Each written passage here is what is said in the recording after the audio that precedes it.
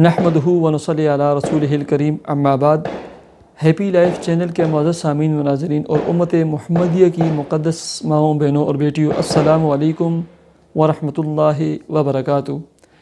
امید کرتا ہوں کہ آپ جہاں پر بھی ہوں گے اللہ کے فضل و کرم سے خیریت سے ہوں گے، اور دعا گو ہوں کہ اللہ تبارک و تعالی آپ کو ہمیشہ صحت و سلامتی کے ساتھ پیار و محبت والی، خوشی والی، اتفاق و اتحاد والی اور پاکیزہ زندگی عطا فرمائے، آمین۔ پیارے سامعین و ناظرین، بہت ساری میری بہنیں اور میرے بھائی، بالخصوص ہماری کچھ بہنیں ہیں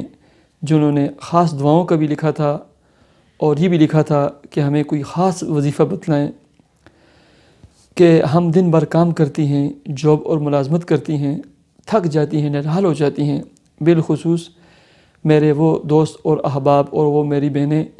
جو آؤٹ آف کنٹری ہیں، خاص کر UK، USA، وہاں چونکہ ہر فرد مصروف ہوتا ہے، کام کاج کرتا ہے، وہاں سے میری 3-4 دوست احباب نے، بہنوں نے لکھا تھا کہ ہم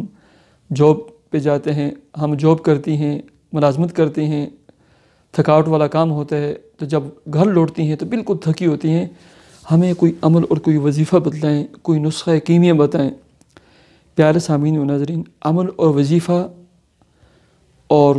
نسخہ کیمیا نوٹ فرما لیں، بہت ہی بہترین چیز ہے۔ آپ کی قوت مدافعت کو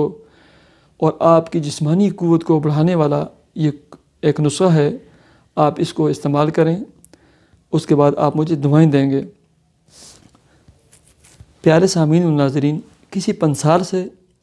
آپ جو ہے نا پسا ہوا دارچینی کا سفوف لیں، ایسے ہی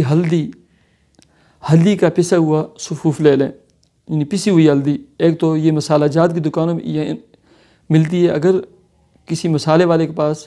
اس نے خود پسوائی ہو وہ لے لیں، یا پنسار والے اکثر و بیشتر جو ہے نا خود پسواتے ہوتے ہیں یہ چیزیں،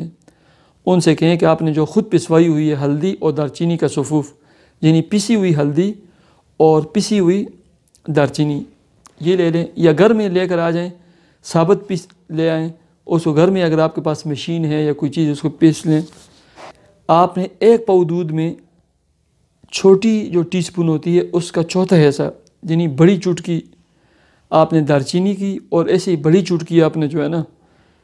ہلدی کی جو پاؤڈر ہے اس کو اس میں ڈال دیں، اور حسب ذائقہ تھوڑی سی چینی ڈال دیں، اور اس کو ہلکی آنچ پہ جو ہے نا رکھ دیں، کم از کم جو ہے نا آدھا گھنٹہ وہ ابلتا رہے۔ وہ 1 پاؤ دودھ جو ہے نا صرف 1 یا 1.5 کپ رہ جائے، ٹھیک ہے۔ اس کے بعد اس کو جو ہے نا ٹھنڈا ہونے کے لیے رکھ دیں تاکہ وہ نیم گرم رہ جائے۔ جب وہ نیم گرم ہو اور رات کو سوتے وقت اسی دودھ کے اوپر 7 مرتبہ سورہ فاتحہ اور 41 مرتبہ یا قویو یا قویو یا قویو پڑھ کر اول آخر درود شریف 11 مرتبہ اس کے اوپر دم کریں، اور اس کے بعد بسم اللہ الرحمن الرحیم پڑھ کے جو ہے نا اس کو نوش فرما لیں، ٹھیک ہے۔ سوتے وقت یہ کریں، اور ایسے ہی سوتے وقت